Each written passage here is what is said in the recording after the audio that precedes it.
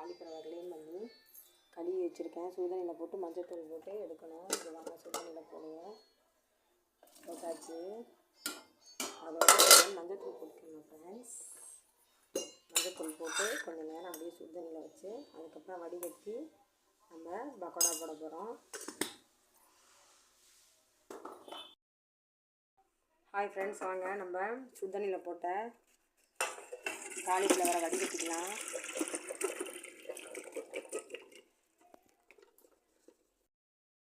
சுடுதண்ணியில் போட்டு எடுத்த காலிஃப்ளவரில் மசாலா தடவிப்போம். கொஞ்சோண்டு கடலை மாவு போட்டுக்கலாம். அதோட வந்துட்டு கொஞ்சோண்டு மிளகாத்தூள்,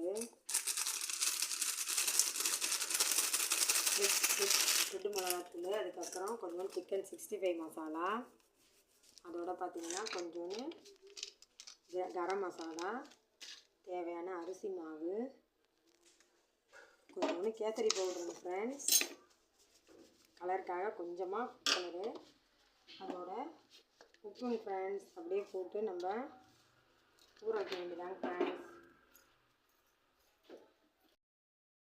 10 நிமிஷம் ஊற வச்ச காலிஃப்ளவர் எடுத்து வறுத்தெடுக்க வேண்டியதாங்க ஃப்ரெண்ட்ஸ். எண்ணெயில் போட்டு சுவையான காலிஃப்ளவர் சில்லி ரெடிங் ஃப்ரெண்ட்ஸ். பிடிச்சிருந்தா லைக் பண்ணுங்கள், ஷேர் பண்ணுங்கள், சப்ஸ்கிரைப் பண்ணிக்கோங்க ஃப்ரெண்ட்ஸ். Thank you friends.